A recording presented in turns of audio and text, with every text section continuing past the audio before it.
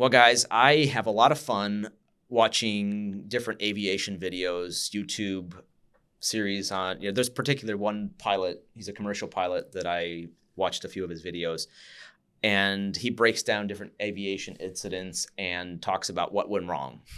And which was really some interesting things come out of that as it relates to our podcast series we're doing today, is how much you see experience, professionalism, highly trained. This is like one of the most regulated industries, aviation.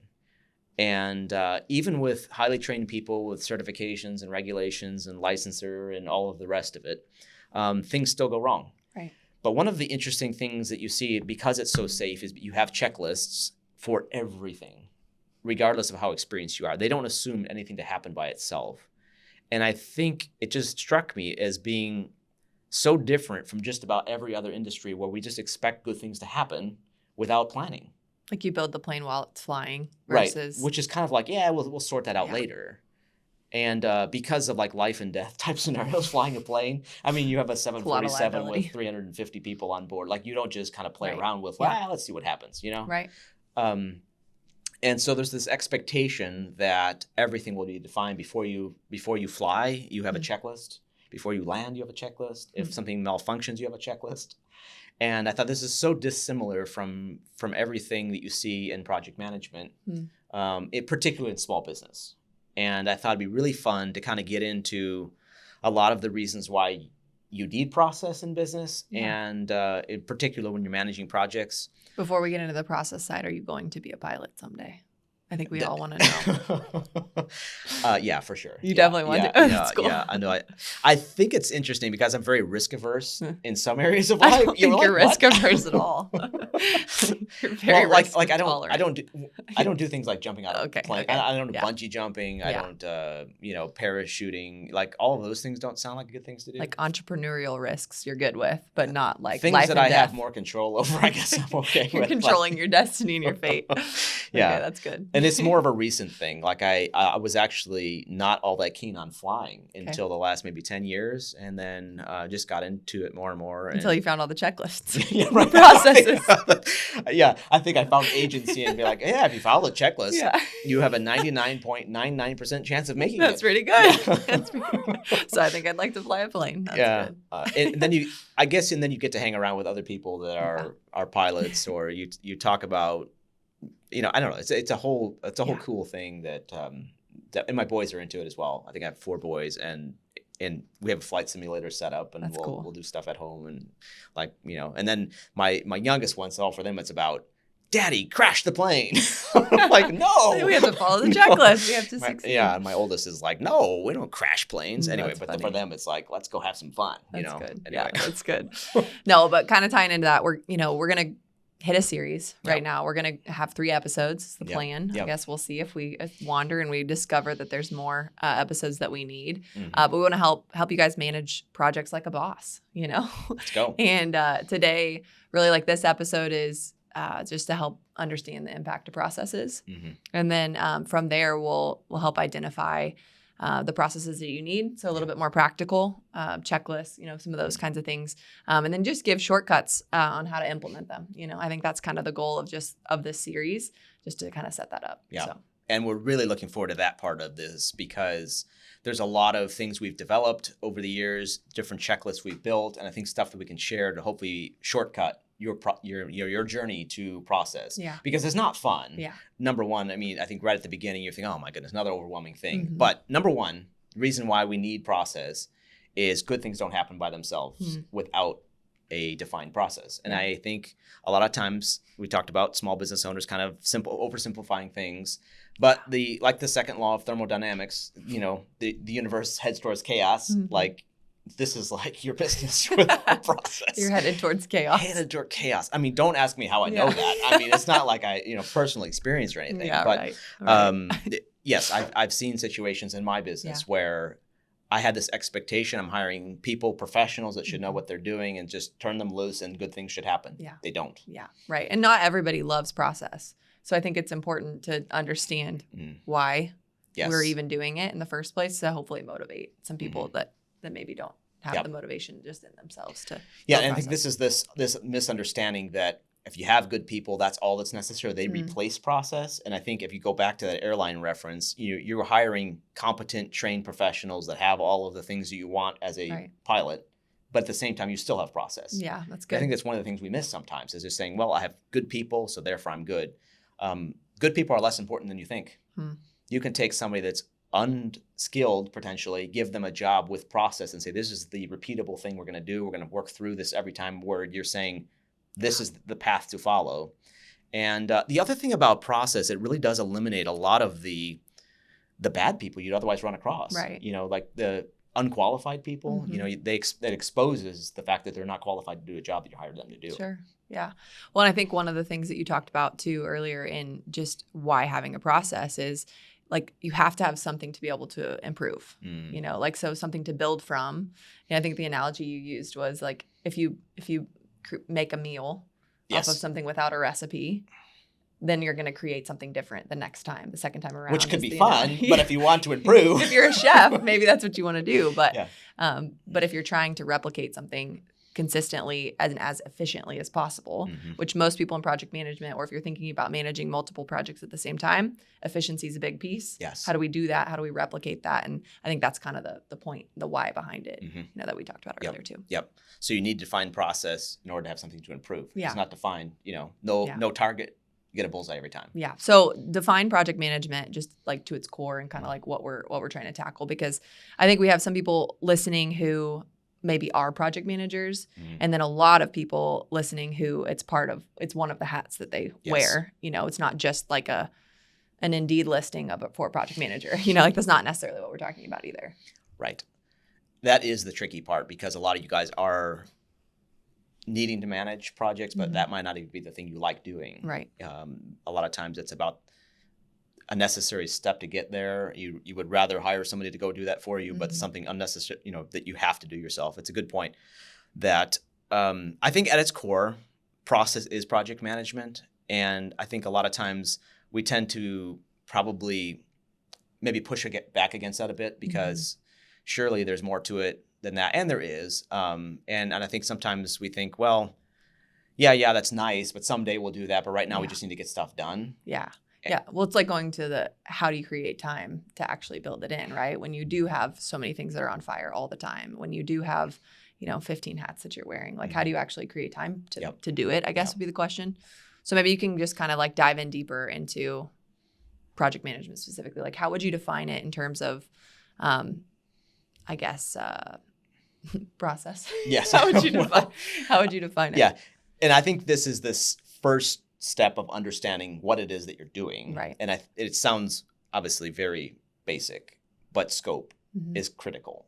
What is it that we're trying to achieve? And it's very broad in what you're trying to understand as well, because to one person, what's acceptable might be different than what you actually need to build for this project. So it's really defining, really understand, not defining necessarily, because that might be pre-construction, coming up with like, okay, well, what is it? The architects and engineers are coming up with something that you're building, or maybe you're part of the design process, defining the scope. But as a project manager, specific to project management, you need to understand that scope better than anybody. Yeah. What is it that we're doing, to what quality level, and what budget, what time constraints are we under? That's part of like what your deliverables. You need to understand your deliverables better than anybody. And I think that's one thing that we've struggled with at times when we're trying to manage something effectively is, what is it that we're trying to do? Yeah. You can have the best engineers, you can have the best you can have the best craftsmen. Right. But without understanding what it is that we're trying to achieve, they can go overboard or underboard. Right. With what it is that you're trying to get done. Yeah. So number one is scope. Yeah. So which pre-construction, you kind of pointed out little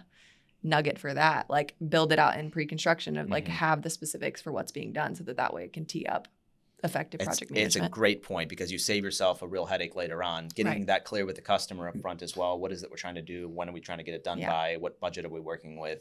If that's clear before you even sold the job, fantastic. Everybody's on the same page from the beginning, then you're able to build from there. So a good, clear, clean, thorough scope. Yeah. You need that to be successful. Nice. And obviously then the next step is execute. Sure. You need to be able to deliver on those things. And obviously that is what we think of project management as, being able to deliver on something, right? But without understanding what is it we're delivering on, we can't execute on it. Sure. So the quality, the budget, the schedule, And the other thing that gets missed in some of that as well is, can we do it with integrity? Can Right. we do it? Can we do the right thing? Can we execute? But can we do it with a clear conscience? Can we actually have a good reputation at the end of the day? Yeah, that's good. So what about communication, right? Oh, We've wow. talked about communication. That's obviously a big piece of, and I think a lot of times when we talk to project managers and people in it, like it's so much associated to like, are we on schedule and things like that, which in construction, my view of it is nothing ever is, right? Yes. You're always waiting, and it's construction in any manner, and building software is construction too. You know what I mean? It's just building on a digital platform instead of a, an actual building or a home or whatever it is. And I think that a lot of times, you can have a lot of processes in place when you're talking executing something, or you can have, the best scheduling software. You can have the best, just some of those processes built, but with a lack of communication, it's only half of the recipe, if you will. Yeah. Communication is what differentiates an excellent experience from a mediocre one or a really terrible one. Yeah. One of my mentors, he's a great designer and craftsman, and one of his really amazing skills is communication.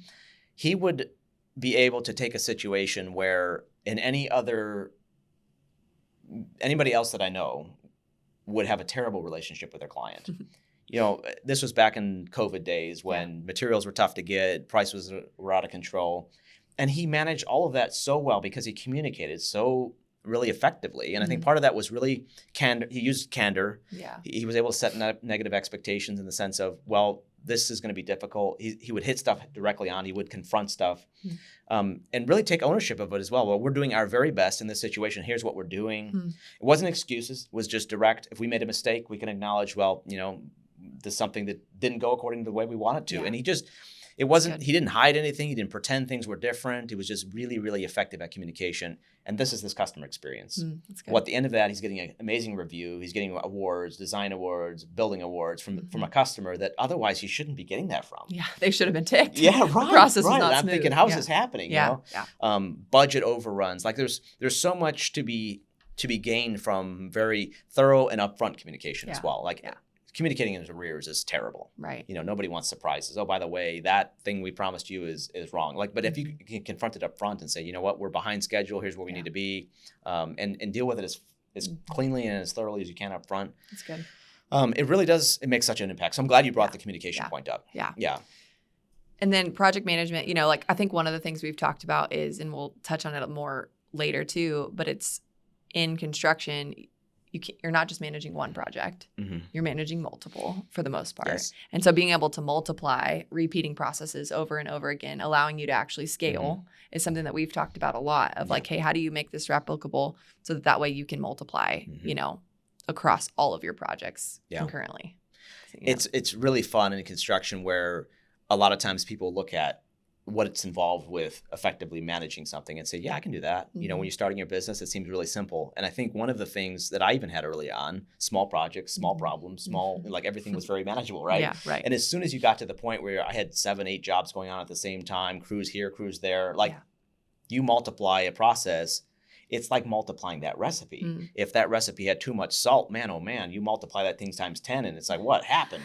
And that's what we ended up with is this situation where, stuff is hitting the fan and you're saying, how did this happen? But it was multiplying bad process. Right. And so it does expose it. So, I think really at its core, we have the scope, we have the execute, we have the communication, and then we have the multiplication or being able to scale it. Yeah. That's project management. There you That's go. core. Right. I like it. Yeah. Okay. So then let's dive into like impact on your business, right? We talked about the why. We talked about, what it is, what, components are in it. But now, the meat of it is really like, what's the impact of having processes in your business?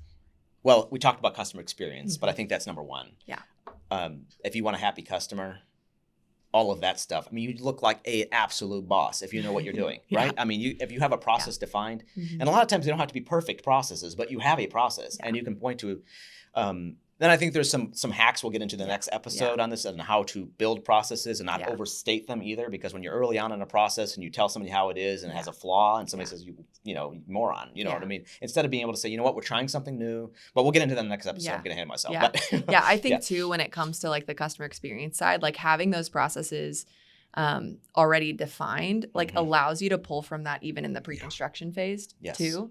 Of like, I love the sales side of it. So I'm going to like just keep Yes. going back to pre-construction, even though we're talking about project management. But I'm like, if you are bringing up your project management process when you're trying to win the job, Mm-hmm. man, you're going to like set yourself apart from every other bid that they're getting on a specific project. If they're like, oh, wow, it's going to be so smooth because you're like educating them on the process along the way. You'll probably win more customers too by having processes in your project management, you know? So and really the customer experience comes down to, did we keep our commitments? Do we exceed our promises? Was the, you know, this whole like how to, you know, it's not just about the destination, but the journey. Yeah. And those processes enable a great customer experience. Yeah, that's good. Yeah. So good. And I think schedule too. We've talked about that a little bit. It's very difficult to stay on schedule. But again, from the customer experience side, if you're hitting all of those details that we mentioned and, you know, in what defines project management specifically. Yes. Having the communication side like allows you, even if something's off schedule, like you're communicating up front, or maybe you're even able to see the trend of where things are going to where you're able to communicate up front before you even missed a schedule. Yeah. You're able to proactively communicate on some of those things. One thing, kind of a sneak peek at a checklist we developed was in the remodel context that I spent most of my construction days in, was having this thorough checklist. And when something was identified very early on and being like, well, there's a supply chain issue with this product, we had insight because of a checklist that we had something coming up that was going to be an issue we had to deal with later. Yeah. So process really enables customer satisfaction. Yeah. So good. So good. And it's financial health. Yeah. Which is why you're doing business. Yeah. Well, exactly. Not a charity. Hopefully. Yeah. I mean, yeah. Profitability, budget. You know, just think about the efficiency you gain from process. I mean, this is sometimes the difference between making money and losing money. Right. You end up at the tail end of a job, and all of these little things that were checklists early on. I mean, you can just steamroll through a job. One of my buddies, he got to the point of having a checklist and just powered through a job that, you know, he did way better than he thought he could because everything was like clockwork. Yeah. Everything was laid out ahead of time. Yeah. And that is fun. Yeah. And if you're in a spot today where you're just thinking, well, and there's a lot of blame that could happen in all this too. Like you can point to a lot of things that are outside of your control, and that can be true. Yeah. But your best chance of success is having stuff defined. Well, and probably limits the punch list part of the job too, which is where you lose a bunch of money at the end because you miss stuff in the middle, you know? Yes. So, yes. It's good. What about employee satisfaction? We've talked about employee satisfaction too. Yes, this is a big one. One of the things that's sort of it's just a drain on our teams is when they have to go back, they have to deal with stuff that's not planned. Where's the product? Where's this? Why can I not get this? Why can I not do my job? Right. And checklists really the process can really enable people to do their jobs efficiently. And when we're efficient, we love that. I mean, you know, it's just like we're able to crush it. We're able to move through it. I mean, that's motivating to a team. Otherwise, you start getting blaming, infighting. Where's the bonuses? If you don't have money, you can't give anybody a bonus. Where's the attaboy? The morale of the team. There starts getting all this finger pointing, and really the buck stops with the business owner. Yeah. And if you're in that position and things are inefficient, for whatever reason, your team looks at you as a poor business manager. Yeah, because everybody's going to have an opinion of how your business should be run. Everybody listening probably knows that. But that's really good. I think people would judge us harshly. Yeah, for sure. And then consistency. We talked about it a little bit ago of just like the efficiency, like the impact of processes on business and on project management is efficiency. Like that's the goal, right? So you can get projects. Move them in, move them out, you know what I mean, as fast as possible on budget. A lot of the things we talked about, customer experience, financial health, employee satisfaction, and of course, consistency. I think one of the things that you pointed out is like doing, one project at a time. Anybody can do it once, is why I hear a lot of times, I have people who think that they can GC their own home or whatever that may be. And it's like, that may be true. Like you probably will miss some stuff and you probably will pay more, at the end of the project. Like I think but if your time's cheap, you can eventually get through it. Yeah, totally. But it's a totally different ballgame when you have 7 projects going on at the same time, 14 projects going on at the same time, whatever the scale may be. Do you have any stories of like when you went from like 3 to 4 projects at a time or 5 to 6, you know what I mean? Like, do you have any like horror stories of when you? Oh, you want to go the horror story route? Okay, yeah. Oh, impact, like yes. Usually one of the interesting things was, and that whole thing was, I went from being a very small, working with mostly my brother and a couple of other carpenters to trying to scale beyond that. We had work lined up, lots of opportunity, lots of things. And I love business. I love process. Yeah. So next thing we know, we were selling more jobs, and the number one thing hit us right out of the blank was the scope part. Like the fact that you needed to scale something beyond one job, you needed to have the scope lined up beyond what you could with one project or 2 or 3. Yeah. Because now you're doing 4 or 5, and all of those little weaknesses started multiplying themselves. Yeah. Next thing you know, the scope's not lined up. You have customers that are saying, well, no, that's not exactly what I wanted. I wanted this, and they want you to pay for it. And so that part hits us right initially. And then the other part was trying to get product lined up for all these different things, getting things confused, who's planned for what. And then you start getting the whole, sending crews out and understanding, well, who needs to do what where. And even when you think you're organized, you start realizing, whoa, what's going on? I thought I had processes. Yes. And then you have people coming back. And the amazing thing about it was they had my team had no responsibility whatsoever in that outcome. Yeah. Because they're just like, you told me to go there and it didn't work, and here I am, and you know what I mean? Like, and this was kind of the thing what really was an eye-opening moment of, like the aviation industry, where's the checklist, boss? Where's all the stuff that needs to happen? We need a defined process. You need other people involved in this. I was told to install the trim. Where's the trim? That's good. Where's the specifics? Yeah. And I think more specifically to a story, we were doing a remodel, and this was a basement remodel, and this is I was sending out, and the crazy thing about it, Kinsey, was that I didn't have the time to try to manage all of that myself anymore. And that was the debilitating thing about it, was because there was so much volume that I couldn't do damage control. I'm sending other people on my behalf to make it worse. Yeah, couldn't even. And it wasn't their fault. Right. And I had to really own that and say, okay, now, and that was that moment where I'm saying, okay, we're getting a process. Yeah. You're like, this is the pain moment. We will not do this twice. Like, fool me, or whatever it is. It's the fool me once, shame on you, fool me twice, shame on me kind of thing. It's kind of the, not quite a great fit, but it was definitely, we're not going through this twice. Yeah, that's good. So, I mean, do you feel like those outcomes are like really control? I know we believe this, but like maybe for somebody who's like, gosh, it's a lot of work to build processes, things like that. Do you feel like all those outcomes are really controlled by like your processes at the end of the day? Like as you reflect on those stories, do you actually think that if you had a process up front, like you would have gotten out of, 90% of them, 80%? Like give me a percentage. It's interesting you bring that up, because I think there's a lot of excuses, a lot of blame that we can cast around here. Because sometimes we can point to our teams, like huge mistake. Give an example of that. I had a project manager working on a project where the countertops were ordered incorrectly, and it felt like 100% his fault. He had not communicated with the customer or the designer, and he felt like somebody else handled it. And it hadn't been handled. Next thing you know, the shop shows up to install the wrong tops, wrong color, completely wrong. And she has her checklist. She has her sheet, the customer, and says, "This is what we ordered. This is what we wanted. Wrong profile, edge. The whole thing was screwed up." And it was in that moment where we have a very a decently expensive countertop. And the tendency was to be, okay, this guy screwed up, instead of being like, well, did we have a defined process that he needed to follow? Was all of that signed off? Was this was he following standard operating procedure? I think even with the best people, without that. So at that point being. We can say, was it him that screwed up, or was it the process?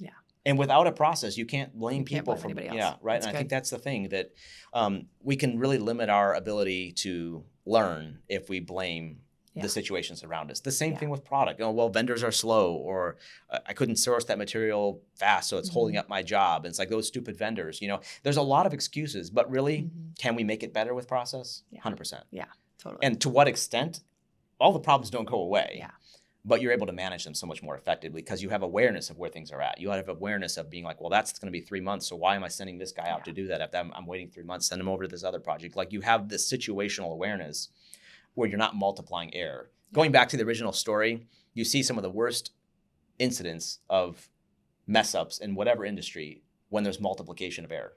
It's overreaction. It's, well, we made a mistake here, then we made a mistake to compensate for the mistake. Next thing you know, the entire thing is It's just messed up. yeah, totally messed up. So Yeah. I think there's more to it than we want to give it credit for. Yeah. It's not everything though. Totally. You do need good people. Well, You do need to have integrity in your business. You do need to have, vision. You need to have motivation. You need to have like energy and enthusiasm. Like there's a lot of things that go into a good business, but Right. process is a huge part of it. Yeah. And we can make it fun too. Like yeah. we're gonna get more into that in the next episode. No, I know. I'm excited about like the practicality of like where we're taking this, and like Mhm. even just you hinted at it earlier of like giving some checklists. Like we were going back through some of like your old checklists that Yes. you had from projects, and I'm like, dude, we need to give these to our listeners, whatever. I think you said that. Yeah, That was yeah, like, yeah. let's No, put you're it the in our motivation app, behind it. I'm thinking, whatever. well, it might be okay. And Yeah. you're like, let's go. Seems awesome from a starting point, Yes, of like, right. hey, I'm not saying that You'll need it's to the customize same, them. for Yeah. sure. Yeah. So yeah, I mean, as final recaps, like I think one of the things just to maybe reflect on and like evaluate yourself, evaluate your business, like how are you doing with customer experience, Mhm. right? How's your financial health? We Mhm. talked about that too earlier. We kind of broke Yes. these things down. How is employee morale? Mm. You can have good people, but make them great with processes is kind of our point there. Yep. And then we want you to consistently achieve great outcomes. Yeah. And Yeah. so processes, we think processes enable that. Yeah. So. Yeah. And if you're struggling in any of those areas, this could be the area where you're struggling is really Yeah. with process. Right. And as opposed to any of the other Good point. things you could be blaming right now. Mhm. So if the customer experience, you're like, man, we're really struggling there, or maybe you're doing great there. Yeah. And it's like, but we're having a tough time being profitable, Yeah. or maybe it's, the employee part about it is struggling. I mean, Yeah. it's very tough to nail all four of those areas. Totally. Yeah. Yeah. One, I think it ebbs and flows too. Like at one point you might be crushing one. Right. And then Being the able next to be day consistent. you're not, I Yes. mean, that's Yes. tricky. So Yeah. Any other final thoughts? You can't afford not to have great processes. It's one of the reasons why aviation is so safe. Mhm. Checklists for everything. Everything's followed those processes. And I think you also never assume things are going to happen great by themselves. Mm-hmm. You have a plan for things. You have if contingency plans, if this happens, this happens. Even the most routine things are mapped out. Yeah. It builds this confidence you have in your business. There's some of the best businesses that we use, the vendors that you guys love to work with. Mm. The most consistent experiences you have where people greet you by your name, those things don't happen by themselves. Right. Yes, you can have good people. Right. But without that training and being able to say, you know what, we're going to wave at people when they show up at this building. Mm. We're going to say hi to them. We're going to greet them with professionally. We're going to Yeah. give them an awesome experience. That's process. Yeah. So good. And really then the downstream effect of that, the impact on your business health, your bottom dollar Yeah. is enabled by process. So we're going to have a lot of fun with this one. Yeah, for Can't wait sure. for the next episode. Yeah. Subscribe so you don't miss it. We want you to see the practical steps, and we'll see you back in a couple weeks. All right.